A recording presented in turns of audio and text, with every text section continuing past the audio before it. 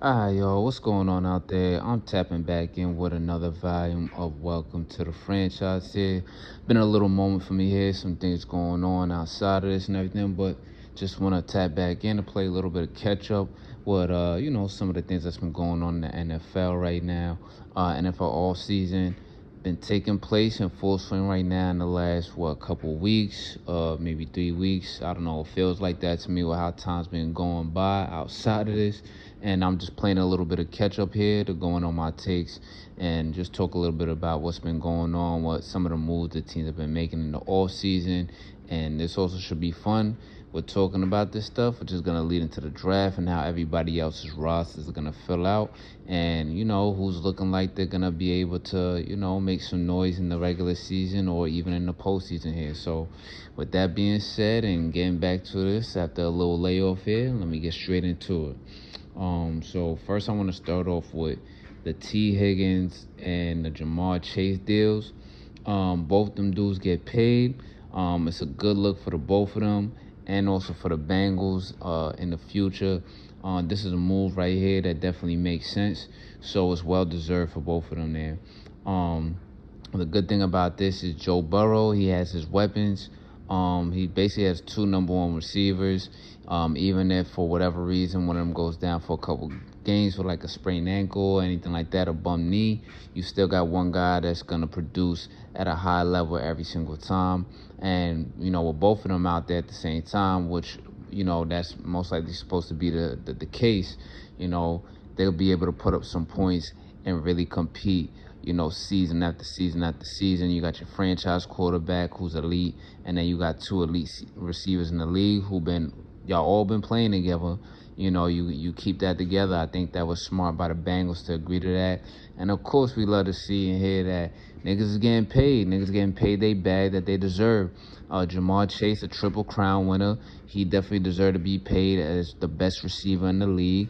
And then T. Higgins, this is a little bit too late on this deal here. But, he had the franchise tag last year, got the bag. Now he gets a big bag again for the long term, for the future. And he stays with his guys. He stays with Jamar Chase and with Joe Burrow. So this shit makes a lot of sense here. I know whatever, big money, you got to fill other roster spots, this and that, whatever. But that just means you just got to be better in the draft on defense. That's all it means right there. If you really look at it, how some teams are constructed that have been successful or that have won some Super Bowls, it is good to draft on defense. That side of the ball is a whole lot of more, wear and tear and banging around and everything like that. So it's probably smart to replenish there in the draft and get younger. And then the guys that have been there doing their part and contributing for you on offense, scoring points, keeping the fans in the seats and everything, making highlight plays, and really giving y'all a chance to beat the other teams that may be a little bit better on defense or on offense or both. I think it makes sense to pay those guys that have been there as your franchise cornerstones so that they could keep doing their thing in the future. With this trio like this, it kind of looks a little bit something like those Cowboys offenses back in the day that niggas like to reminisce about and shit with Emmett, Troy Aikman, Irvin, and whoever else they had there and shit. But it looks like offensively, on paper, on the roster, it looks like the Bengals could be that nice with all three of these guys for the next, 3 to 5 years or even longer if they keep it all together or if they actually rattle off a championship or two. But all this really means to me that I see is that they just got to draft really well on defense. And they probably at this point, because you still got, I think it was Hendrickson, right, who still wants to get his money and get his deal. But I think at this point, you might have to consider it, maybe making a flip. Maybe making a flip for him, to improve the roster depth on defense and in other places of the roster there, maybe on offense as well. So if you can't get him paid because you just paid out all these bags, to the receivers, to Joe Burrow and everything, and he's upset or they said some shit, I think last week I was hearing around from whatever I was able to catch, that he's thinking about sitting out or requesting a trade or even doing some Carson Palmer type shit or fake retirement type shit. Honestly, I think if that's the case, see what you could flip for him once draft day comes around. I'm sure they're probably in talks to do something like that, or they should be. That would make a little bit more sense to me. That's just me speaking there. But see if you could flip him somewhere to like the Packers or some other team that you'll get a good late first round pick, or maybe a mid round pick between the second and the fourth round, where you could get some extra picks, and try and build more on your defense and everywhere else on the roster. You know what I mean? And then get younger with your first round pick I think they're in the middle of the first round. Shit, take a chance on a nigga like Mike Green out of Marshall. He's a pass rusher. He's quick. He's fast. He's young. You got other young pass rushers, young vet pass rushers that been there, like Joseph Asai, who's gonna still be there. I mean, you had one of the dudes, Hubbard. He just retired. I mean, you're gonna need another pass rusher anyway, whether you take Mike Green in the first round or someone else later on. So you still could use Hendrickson, but if you can't pay him the money after doing these deals, you might as well try and see what you could flip for him. I think that would be a good look and make a little bit of sense. But that's just me saying that. But, shout out to T. Higgins and Jamar Chase, two receivers I definitely love watching play the game since they was in college at LSU and Clemson. And then it's been fun to see them play with Joe Burrow in the league as well. But let's see what they do on defense and in the draft, because it's looking ugly on that side of the ball for them, roster-wise, and obviously in the previous season coaching-wise, and they lost Anarumo as well. Next, I want to hop to Sam Darnold going to the Seahawks.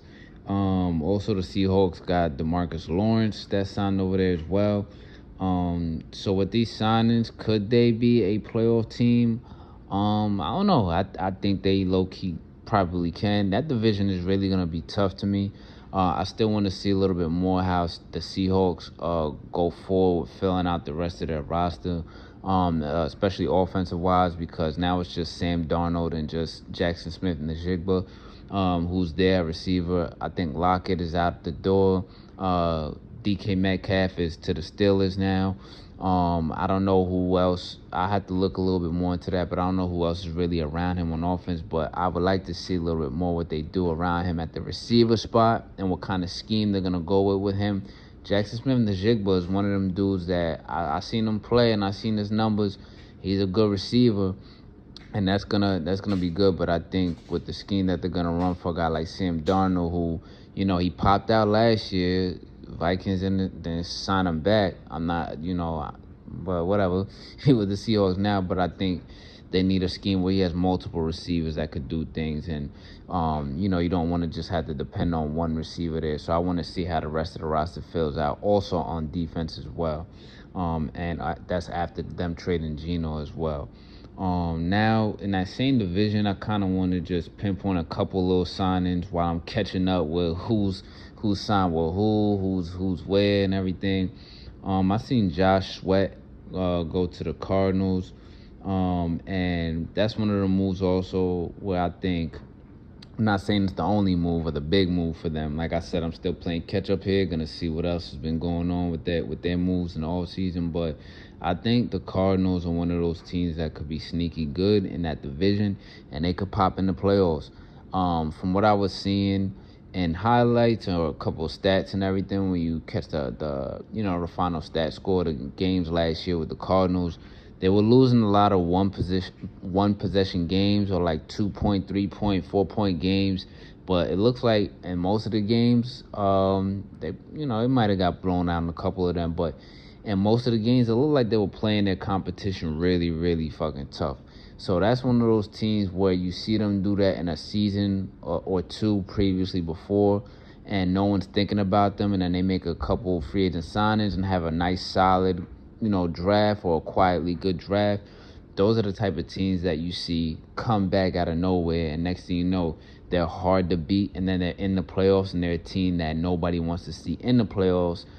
So I could see Arizona really popping out and being in the playoffs there out of that division. The Rams still on top in that division as far as coming out as a big playoff contender. They re-signed Matt Stafford, so he's not going to the Giants or any of that other silly shit they was talking like last month. I'm glad to hear it. They finally came to a deal and agree with each other. But now they got Devontae Adams there as well.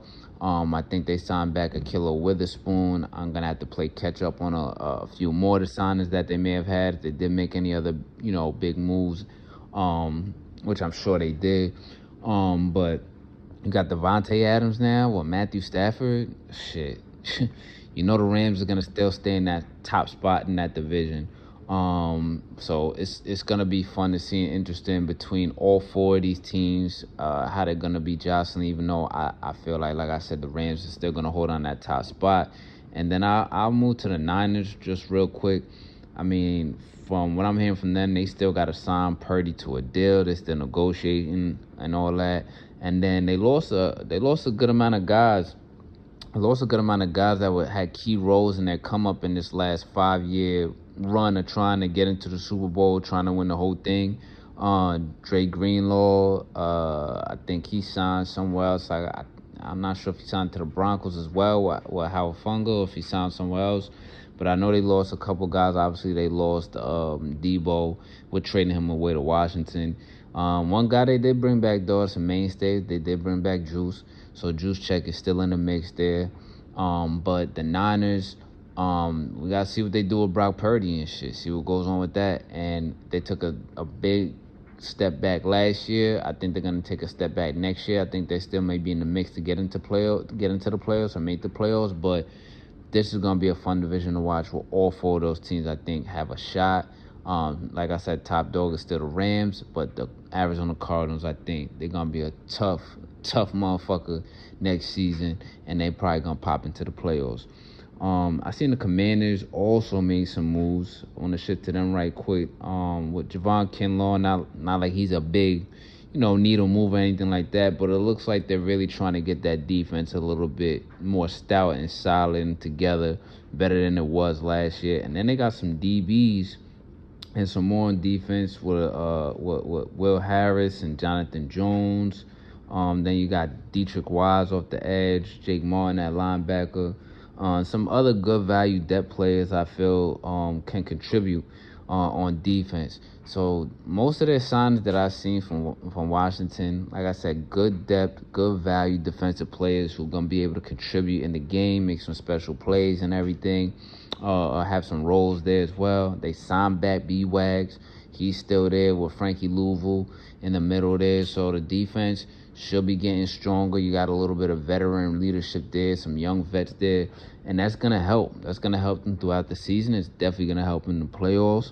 We're going back as they barring any injury, they should be going back to the playoffs. They still need to do some more, though, in the draft and on defense. I think they got to do some more on offense, too, at receiver. I know you got Debo there. Scary Terry still there, but they lost De'Ami Brown to the Jags. I thought maybe if they brought him back to keep him in the fold and give him a little bit more of a bigger role like they did late in the year and in the playoffs, see what he could do. But it's not a big loss, so they could still replenish on that in the draft or during the draft to see what kind of trade they may make if they could kind of poach someone away, which I don't know who they would, but you never know. On draft day, shit gets crazy, but they still got a little bit more work to do, I think, on the defensive side of the ball and the offensive side of the ball. But so far, so good. They still looking really solid right now going into this offseason. And then shifting it back to the AFC real quick, just to wrap up here. A team that, of course, made a couple headlines with, how they wanted to kick off their free agency. The Jets signed Justin Fields at quarterback, obviously to be their starter. It looked like they wanted to be their starter for this upcoming season. But honestly, I think that, if they're smart, they still should probably try and take a chance at quarterback in the draft, unless they think they're going to be as bad for the draft next year and draft in the top 5 or some shit like that next year, which I don't think they're going to do. Even if they are that bad, even if they are bad enough, which I can't see it with some of the players they have on the roster, new coaching regime, they might fuck around and get the whole turn the whole shit around and be a whole 360. So I can't see him being that bad. But even if they are, this is a franchise, and the way they operate, they know how to fuck up a top pick for a good quarterback real bad. So even if they are in the top 10 or top 5 for one of the quarterbacks that come out, they're gonna fuck it up and be in a position where someone is ahead of them or jumps ahead of them and gets a quarterback that they really need. And so I think that at this time, it's just one of those years where they should take a chance on some of those quarterbacks in the middle and rounds there, like a Jalen Milroe, who kind of has a similar skill set to Justin Fields. If that's the quarterback kind of mold you're going for, do that. Or maybe some of the motherfuckers down there that's going to drop, like the Kyle McCords and the Tyler Shows of the world, and motherfuckers keep hyping up this Jackson Dart dude, who I thought is solid, seeing some of his game and his tape from Ole Miss, but he ain't like that for real. So, and they're trying to say he might be a first rounder. I don't. It seems like the way they're talking, someone's gonna be stupid enough to draft him in the first round, but I think someone's gonna come to their senses and be like, let's just chill until the second or third, let's see if he drop, and then we'll make a move then. I think this is a year where the draft kind of has to kind of come back to reality when it comes to quarterbacks and shit. But like I said, I think they should still maybe take a chance on a quarterback in the draft, even though they signed Justin Fields. And then as far as the rest of the signings, they had a couple good defensive signings there. You got Andre Cisco, who's a fucking baller, came in the league as a baller. I really liked his tape and his film coming out of college. He went to Syracuse. I believe he went to UCF and Syracuse. But I know he went to Syracuse for sure. I think he went to another Florida school. I gotta double check that. But he's a baller. I liked his first couple seasons and everything. He had a couple seasons with the Jaguars where he looked really good on tape. He popped out a lot, some good tackling, good hits, and he likes to play the ball, which you need that in this league since it's a passing league and a very open league with, trying to spread the ball around the field.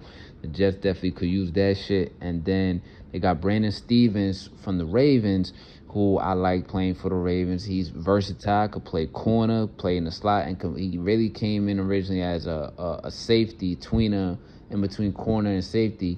He had, I think, some of his best seasons with the Ravens while he was playing at safety. He had a few nice picks while playing at corner.